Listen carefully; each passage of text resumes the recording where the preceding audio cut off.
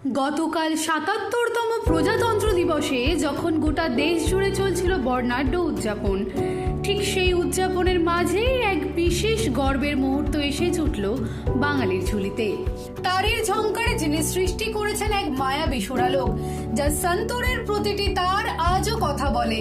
তিনি আমাদের বাংলার অহংকার, পণ্ডিত তরুণ ভট্টাচার্য, যার সাধনার আকাশ জুড়ে শুধুই আছেন তার গুরু, বিশ্ববিশ্রুত সেতার সম্রাট পণ্ডিত রবি শঙ্করের আশীর্বাদ। দশকের পর দশক ধরে তার জাদুকরী আঙুলের ছোঁয়ায় সমৃদ্ধ হয়েছে ভারতীয় শাস্ত্রীয় সঙ্গীত। গ্র্যামি মনোনয়ন থেকে 2018 সঙ্গীত নাটক একাডেমি, তার ঝুলিতে এসেছে অসংখ্য সম্মান। কিন্তু আজ সেই মুকুটেই যুক্ত হলো সব থেকে উজ্জ্বল পালকটি। শিল্পী ভূষিত হলেন দেশের অন্যতম শ্রেষ্ঠ সম্মান পদ্মশ্রীতে। তার এই বিশেষ অর্জনে হেডলাইন্স কলকাতার পক্ষ থেকে জানাই অনেক অনেক অভিনন্দন। তবে পদ্মশ্রী প্রাপ্তির আগে সম্প্রতি এক আন্তর্জাতিক সংবাদ মাধ্যম বংফ্লিক্সের হয়ে পণ্ডিত তরুণ ভট্টাচার্যের মুখোমুখি হয়েছিলেন হেডলাইন্স কলকাতার প্রতিষ্ঠাতা সম্পাদক ঋত্বিক মুখার্জি, যেখানে তিনি শুনিয়েছিলেন তার দীর্ঘ পথ চলা, সন্তরের নতুন উদ্ভাবন আর তার আগামী দিনের স্বপ্নের কথা। পণ্ডিতজির এই ঐতিহাসিক সাফল্যের মুহূর্তে চলুন ফিরে দেখা যাক সেই বিশেষ সাক্ষাৎকারটি। উনি আমার গুরুজি, পণ্ডিত রবিশঙ্করজি, ভারতরত্ন। তো ওনার সঙ্গে আমার যে সম্পর্কটা ছিল সেটা শুধুমাত্র শিক্ষাগুরু সম্পর্ক নয়, শিক্ষাগুরু এবং দীক্ষাগুরু। আমার জীবনের বিভিন্ন ফেজে, বিভিন্ন সময় যেখানে যেখানে আটকে গেছি, কোনো সময় হয়তো কোনো বন্ধুর পথ সামনে এসেছে, সেই সময় উনি আমার সঙ্গে ছিলেন। উনি আমাকে আমার পরামর্শদাতা হিসেবে, এবং আমার মুখ দেখেই উনি ধরে ফেলতেন যে কিছু একটা প্রবলেম হয়েছে। বেশ একটা ঘটনা মনে পড়ছে, যখন আমরা বেনারসে হেমাঙ্গানা, ওনার যে আশ্রম ছিল, আমি তো ওখানে থেকে শিখেছি। তো উনি একদিন উনি বাগানে ঘুরছেন, তখন আমাকে ডেকে পাঠালেন ওনার সেক্রেটারিকে দিয়ে। ডেকে উনি সরাসরি আমাকে জিজ্ঞাসা করলেন। তো আমি ভাবলাম যে এই লোকটা জানলো কী করে আমার মনের ব্যাপার। আর একটা কথা, আমি যখন প্রথম ওনার সঙ্গে দেখা হয়েছিল 1982-তে, আমি তখন HMV-তে একটা রেকর্ডিং বাজাচ্ছি দরিয়াগঞ্জে, দিল্লিতে ওপরে। হঠাৎ বলে একটু বন্ধ রাখতে হবে, পণ্ডিত রবিশঙ্করজি আসছেন, ওনার একটা ছোট এশিয়াডে মিউজিকের এডিটিং আছে। তো আমি বললাম যে এটা তো খুব সৌভাগ্যের ব্যাপার। তার আগে ওনার সঙ্গে আমার প্রোগ্রাম তো শুনে আসছি ছোটো থেকে, বাবা নিয়ে যেত, একদম ছোটোবেলা থেকে প্রোগ্রাম শুনে আসছি, হোল নাইট প্রোগ্রাম শুনেছি। তো এত কাছে পাবো, বললাম যে হ্যাঁ, রেকর্ডিং বন্ধ করবো এখন। তো উনি আসতেই আমি ওনার সঙ্গে হিন্দিতে কথা বলতে আরম্ভ করে দিয়েছি, যেহেতু আমি দিল্লিতে আছি, প্লাস একটা আমি ভুলেই গেছি যে উনি বাঙালি একজন। তো উনি বললেন, দাঁড়াও দাঁড়াও দাঁড়াও, তোমার নাম তো এরা বললো তরুণ ভট্টাচার্য, তো আমার সঙ্গে তুমি হিন্দিতে কথা বলছো। তো এই আমার সঙ্গে প্রথম ইন্টারাকশান, ওনার ফার্স্ট লাইনটাই ছিল এইটা। তারপর উনি বললেন যে তুমি কী চাও আমার থেকে। তো আমি বললাম আপনি আমাকে একটু আগে আশীর্বাদ করুন। তো উনি আমাকে মাথায় একদম হাত দিয়ে, পেছন দিয়ে হাতটা নামিয়ে দিলেন, এবং তখন আমার গায়ে কাঁটা দিয়ে উঠেছিল, এবং সেই ফিলিংটা এখনও আমার মনে আছে। তারপরে আমি ওনাকে শোনাতে চাই। তারপর পরবর্তীকালে ধীরে ধীরে ধীরে ধীরে উনি আমাকে ফাইনালি শিষ্য হিসেবে গ্রহণ করলেন, এবং তারপরে প্রচুর দেশে ওনার সঙ্গে ঘুরেছি। রাশিয়াতে 1 মাস, আমেরিকাতে 1 মাস, যখন যেখানে যেখানে উনি ট্যুর করছেন তখন ওনার সঙ্গে সঙ্গে ঘুরতাম। কারণ এই যে সাবজেক্টটা, এটা কিন্তু ইতিহাস, ভূগোল, অঙ্কের মতো অমুক স্যারের কোচিংয়ে সপ্তাহে 3 দিন বা 2 দিন পড়তে যাওয়ার সাবজেক্ট নয়। এটা হচ্ছে গুরু শিষ্য পরম্পরার সাবজেক্ট। গুরুর সঙ্গে থেকে শিখতে হবে।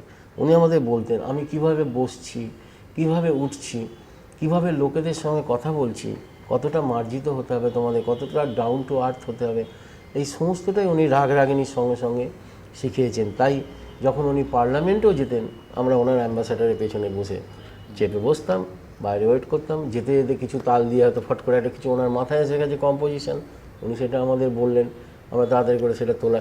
মানে অলওয়েজ, যেটাকে বলে অনলাইন চলছে সমানে, 24/7 যখন এইটা আপনার হাতে আছে, হাতটা তারে, সেটা না, তার বাইরেও অনেক কিছু শেখার আছে। এবং ছাত্রদের প্রমোট করা, এটা আমি কোনো গুরুর আমি দেখিনি বা শুনিনি যে এত স্ট্রংলি কেউ প্রমোট করে। ছোট্ট ঘটনা দেখলে বুঝতে পারবেন। তখন মিস্টার নাজারাত ছিলেন, আইসিসিআরের চিফ হেড ছিলেন, ওনার জন্মদিন আর পণ্ডিত রবিশঙ্করের যে জন্মদিন একই। তো উনি এলেন ওনাকে জন্মদিনে উইশ করতে মিষ্টি নিয়ে। উনি ওকে মিষ্টি খাওয়ালেন, উনি গুরুজিকে মিষ্টি খাওয়ালেন। তার আগে, উনি আসার আগে গুরুজির পাইপলাইনে মিউজিকের আমার সন্তুর চালিয়ে দিয়েছেন, ভাটিয়ালি ট্যাং ট্যাং ট্যাং ট্যাং ট্যাং, এটা এই ভাটিয়ালি মিউজিক চলছে, সেখান থেকে সানাইয়ের সুর, সেটা দারুণ মধুর। তখন গোল্ডেন ট্রায়ও আমাদের ফর্ম হয়নি, খুব সুন্দর শুনতে লাগছে। তো উনি এসে বলছেন এই মিউজিকটা তো একটু ডিফারেন্ট লাগছে, একটু আলাদা লাগছে, এর আগে তো সন্তুর, সানাই, মোহনবীণা এসব হয়নি, তো এটা কে বাজিয়েছে? তখন বলে দাঁড়ো, তখন উনি বললেন ডাকি, বলে আমাকে ডাকলেন উনি। তারপর বললেন যে আপনি আমার সঙ্গে ভাই তুমি কালকে দেখা করো তো আইসিসিআর।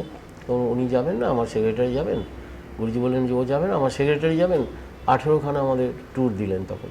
মানে ছাত্রকে যে ওই প্রমোট করা, মানে উনি আসবেন বলে মিউজিকটা চালিয়ে দিয়ে চলছে ওখানে, আমাদের মিউজিক, ওনার মিউজিকটা চলছে না বাড়িতে।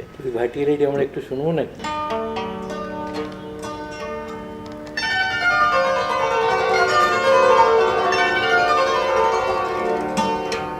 একটা বেশ, এটা একটা জলের লহরী বা একটা ফ্লোটিং ব্যাপার, এই একটা সিচুয়েশন, এই একটা ফিলিংস এটার মধ্যে আছে, আর একটা মিষ্টত্ব।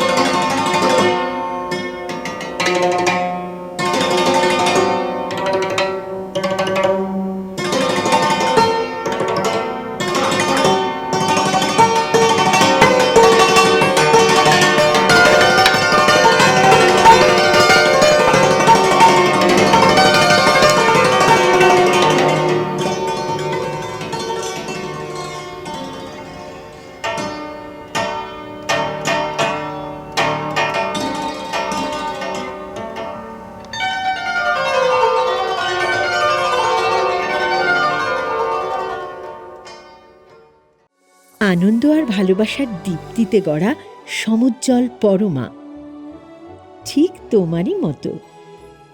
শ্যাম সুন্দর কোম্পানি জুয়েলার্স, আগরতলা, উদয়পুর, ধর্মনগর, কলকাতা।